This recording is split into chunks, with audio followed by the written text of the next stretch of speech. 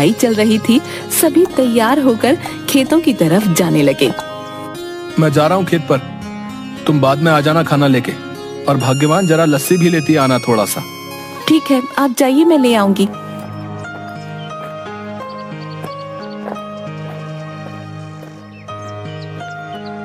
चंदू खेत में पहुंचता है, थोड़ी देर काम करता है, तभी खेतों की मेड़ों पर दो आदमी चल रहे होते हैं।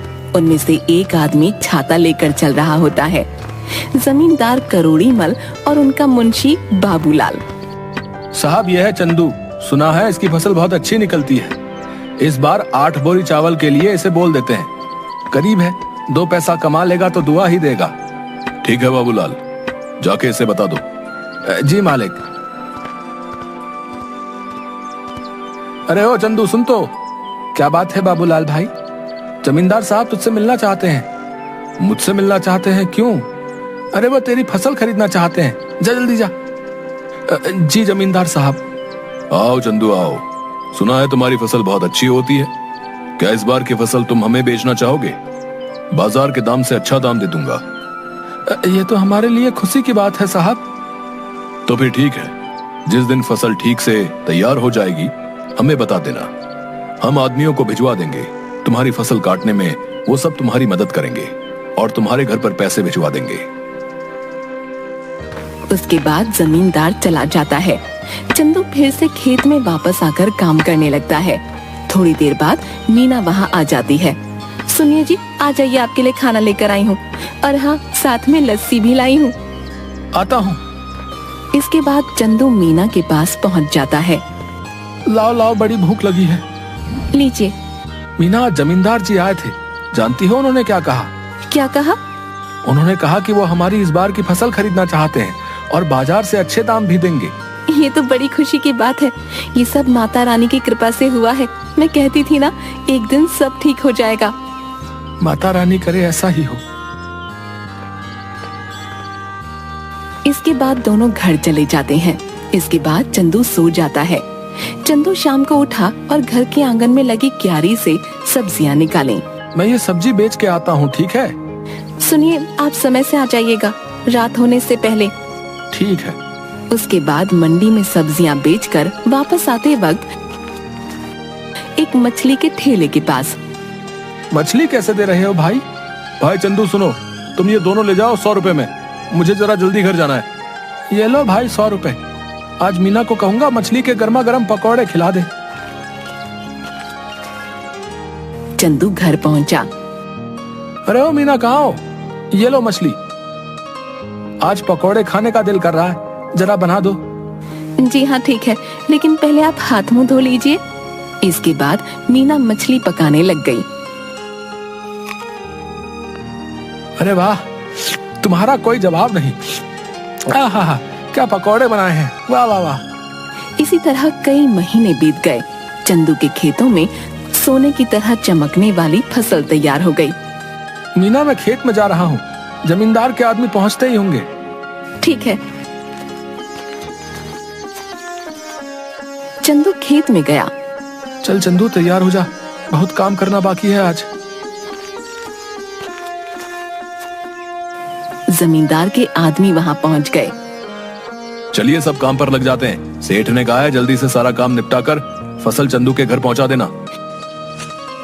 सबने मिलकर फसल काटी और 8 बोरियां तैयार कर दी। तभी वहाँ मीना आई। ये क्या, इतनी जल्दी काम भी हो गया? मीना, इसीलिए तो कहते हैं कि एकता में बल है। जो काम मैं अकेला 2 दिन में करता, वो हम 4 लोगों ने मिलकर कुछ ही टाइम में कर दिया। इसके बाद सबने मिलकर बोरियां चंदू के घर तक पहुंचा दी। हम सब कल आके ये बोरियां सेठ के घर ले जाएंगे। चलिए हम चलते हैं। चलो, आज का काम भी खत्म हुआ, बस अब कल का इंतजार है। उसने सारी बोरियां घर में रख दी। तभी आधी रात को चंदू के घर के बाहर कुछ चोर बात करते हुए। सुनो सबके सब, ध्यान से घुसना, अगर हम खाली हाथ लौटे तो सरदार हमें छोड़ेंगे नहीं। सब धीरे धीरे चंदू के घर से सारी बोरियां चुरा कर ले गए। अगली सुबह चंदू की बीवी, सुनिए जी, उठिए ना, देखिए क्या हो गया। क्या हो गया?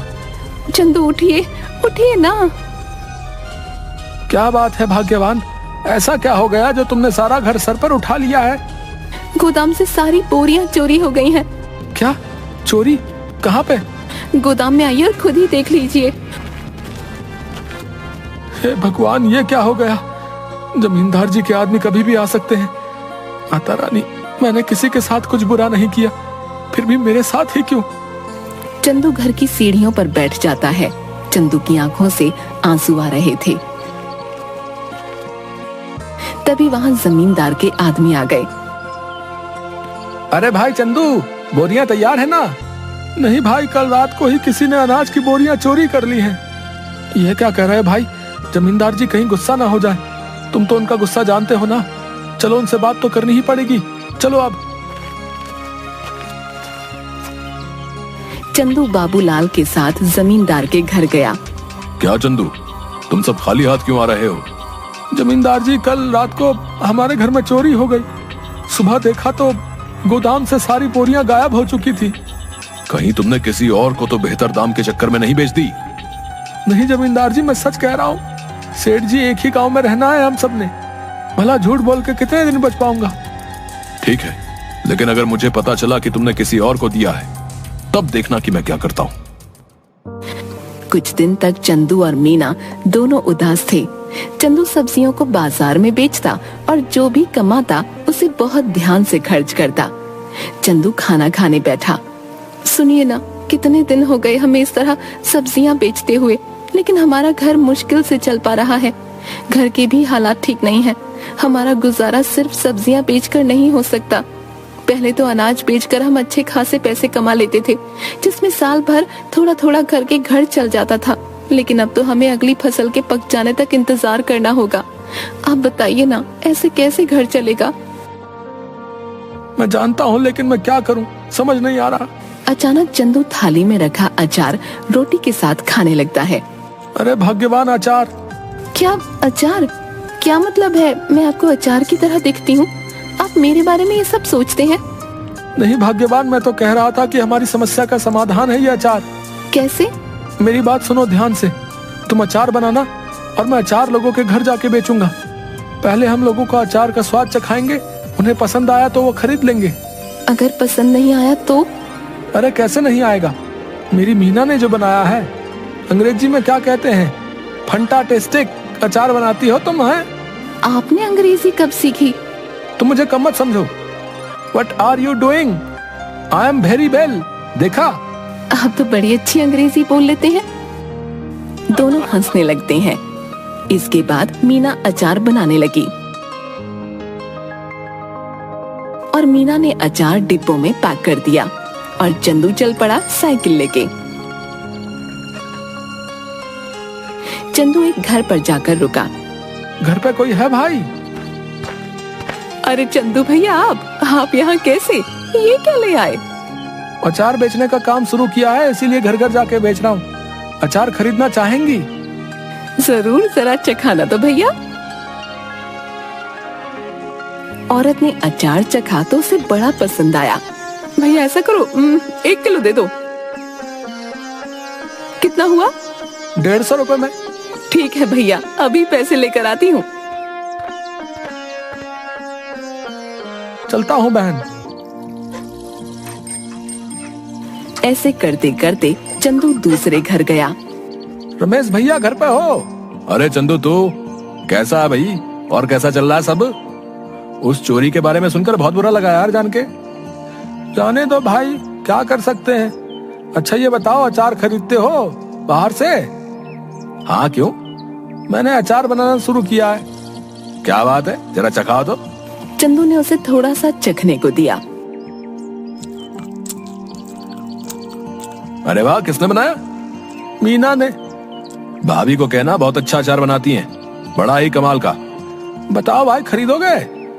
हाँ भाई, क्यों नहीं, दूसरों से भी तो खरीदता ही हूँ, इससे अच्छा तुमसे ना खरीद लूं। ये बताओ कितने में बेच रहे हो? 150 रुपए किलो। ठीक है भाई, 2 किलो दे दो। चंदू ने पैक करके दे दिया। धीरे धीरे उसका सारा अचार बिक गया।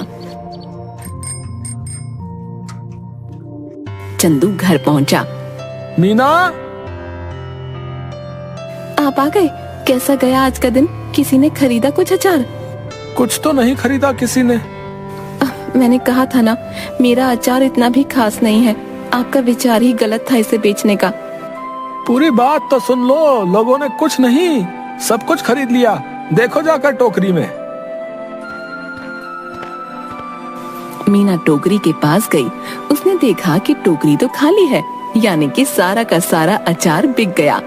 मीना बहुत खुश हुई। अब बस तुम ऐसे ही बनाते रहो और मैं घर घर जाकर बेचता रहूंगा। मैं कहती हूँ ना, आप ऐसा करिए, पास के गांव में भी बेचना शुरू करिए। क्या पता वहाँ के लोगों को थोड़ा बहुत पसंद आ जाए। अब हम जितनी जगह जाकर बेचेंगे उतना ही तो हमारा फायदा होगा ना। कल से आप थोड़ा और अधिक अचार लेकर जाना और दूर दूर के गांव तक भी जाना। ठीक कहा तुमने, मैं ऐसा ही करूंगा। कल से तुम ज्यादा से ज्यादा अचार बनाना शुरू करना। आप एक हफ्ते रुक जाइए। एक हफ्ते में बहुत सारा अचार बनाकर तैयार कर दूंगी। उसके बाद आप बेचना शुरू कर देना, क्योंकि अचार पकने में भी तो समय लगता है ना। ठीक है, तब तक मैं सब्जियां बेच दिया करूंगा। इससे हमारा घर भी चलेगा और हमें नुकसान भी नहीं होगा। इसके बाद मीना अचार बनाना शुरू कर देती है और कुछ दिनों तक चंदू बाजार में सब्जियां बेचता है। कुछ दिनों में अचार तैयार हो जाता है और चंदू भी बेचना शुरू कर देता है। इस बार चंदू दूर के गांव में जाता है और अचार बेचना शुरू कर देता है। अब धीरे धीरे करके मीना का बनाया हुआ अचार सभी जगह लोकप्रिय हो जाता है। इसके बाद चंदू एक दुकान भी खोल लेता है। अब जो भी ग्राहक आता उसकी दुकान पर ही जाता। एक दिन वहाँ से गुजरते हुए जमींदार जी की नजर चंदू की दुकान पर पड़ी। क्या बात है चंदू, तुम्हारी तो दुकान चल पड़ी। जरा अचार तो चखाना। सुना है तुम्हारी दुकान का अचार सभी को बहुत पसंद आ रहा है।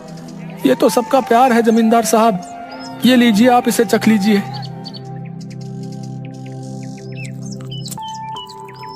ये तो बड़ा स्वादिष्ट है।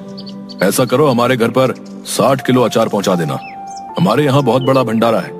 एक हफ्ते में हम तुम्हारे घर पर कुछ लोगों को भेज देंगे रात को, इसलिए तुम सारा सामान तैयार रखना। जी जमींदार साहब।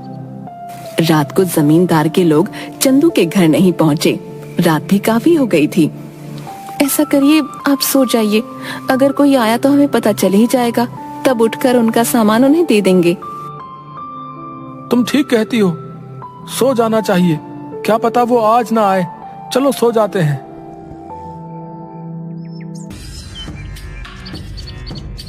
अगले दिन जब चंदू और मीना उठे तो घर में फिर से चोरी हो चुकी थी। इस बार चोरी अचार की हुई थी। सुनिए, घर में फिर से चोरी हो गई है। किसी ने इस बार हमारा रखा हुआ अचार चुरा लिया।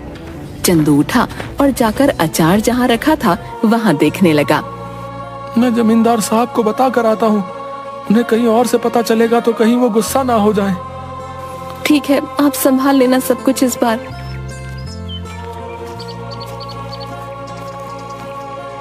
चंदू जमींदार साहब के घर गया। जमींदार साहब, इस बार फिर से आपके लिए जो हमने अचार तैयार किया था वो चोरी हो गया। ये हमेशा मेरे साथ ही क्यों हो रहा है? मैं तुमसे कुछ भी मंगाता हूँ और वो तुम्हारे घर में चोरी हो जाता है। मुझे लगता है तुम मुझे अपना सामान बेचना ही नहीं चाहते। ठीक है, मैं भी नहीं खरीदूंगा आज के बाद तुम्हारा कोई सामान। जाओ। ऐसी बात नहीं है जमींदार साहब, अब खुद ही सोचिए। मैं आपसे दुश्मनी क्यों मोल लूंगा? आप चिंता मत करिए, मैं आपके लिए दोबारा से 60 किलो का अचार तैयार करता हूँ।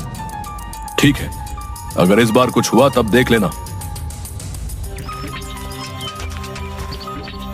चंदू अपने घर गया और सोचने लगा कि अब इस चोर को कैसे रोके। इस बार चंदू ने बहुत सारे मटकों को एक जगह पर रखा और चला गया। अचानक आधी रात को आवाज आई। सारे के सारे चोर दर्द से चिल्ला रहे थे।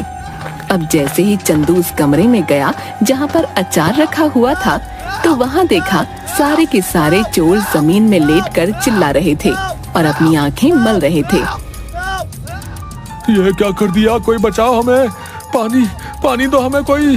अरे हमारी आंखें जल रही हैं। अब आया ना मजा? मेरे घर में जैसे तुम्हें आदत ही पड़ गई है चोरी करने की।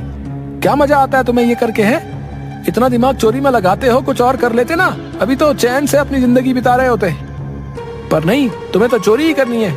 लो करो अब चलो बताओ, क्यों कर रहे थे चोरी? ये सब हम अपनी मर्जी से नहीं कर रहे थे। हमें सब करने के लिए बाबूलाल ने कहा था। क्या बाबूलाल? भला उसे क्या जरूरत पड़ गई? ये तो मुझे नहीं पता। आप हमें माफ कर दीजिए, अब पुलिस को मत बुलाना बस। ठीक है, नहीं बुलाऊंगा, पर मेरी एक शर्त है। अगर गांव में तुमने दोबारा कभी चोरी की तो मैं बाबूलाल की मदद लेकर तुम्हें पुलिस के हवाले कर दूंगा। ऐसी नौबत नहीं आएगी चंदू भाई, हमें माफ कर दो। इसके बाद चोर चले गए। अगले दिन चंदू जमींदार साहब के घर गया। उसने जमींदार साहब को सारी बातें बता दी। जमींदार साहब, ये बाबूलाल ही है जिसने आज तक हमारे घर में चोरियां करवाई हैं। तुम कैसे कह सकते हो कि सारी चोरियां बाबूलाल ने ही कराई हैं? क्योंकि कल मैंने खाली मटके गोदाम में रखवाए थे और दरवाजे के ऊपर मिर्च की थाली रखवा दी थी। जैसे ही उन्होंने दरवाजा खोला, उनके ऊपर लाल मिर्च गिर गई और उन सबकी आंखों में जलन होने लगी और वो चिल्लाकर पानी मांगने लगे। बस मुझे पता चल गया। मैं उनके पास गया तो उन्होंने तोते की तरह सब उगल दिया। इस बाबूलाल को पकड़ लो और पुलिस को फोन करो। तभी सेठ के आदमी बाबूलाल को पकड़ कर लाते हैं। मुझे माफ कर दीजिए जमींदार साहब, कुछ कीजिए। भला मैं इतने सालों से आपके यहाँ काम पे हूँ, कुछ रहम करिए। मुझसे क्या माफी मांग रहे हो?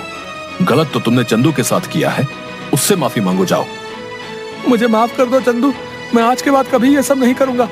लालच में मुझसे बहुत बड़ी गलती हो गई। गलती तो तुमसे हुई है, लेकिन तुम्हें छोड़ देना मेरे बस में नहीं। आज तुम्हें छोड़ दूंगा तो कल कोई और चोरी कर लेगा। उनके पास एक सबक जाना चाहिए कि जैसा करोगे वैसा भरोगे, इसलिए मुझसे किसी चीज की उम्मीद मत रखो। तभी तो पुलिस वाले आकर बाबूलाल को गिरफ्तार करके ले जाते हैं। भाइयों, अचार ले आओ। बहुत सारे आदमी अचार के भरे मटके ले आए। ये लीजिए जमींदार साहब, इस बार आपके घर में हमारा सामान आखिरकार पहुंच ही गया। ये लो तुम्हारे पैसे चंदू। तुम सच में ईमानदार और मेहनती किसान हो, हमें तुम पर नाज है। आपका बहुत शुक्रिया सेठ जी। चलिए अब मैं चलता हूँ। इसके बाद चंदू अपने घर लौट गया और इसके बाद से चंदू के घर में कभी कोई चोरी नहीं हुई और चंदू का काम बहुत अच्छे से चलने लगा।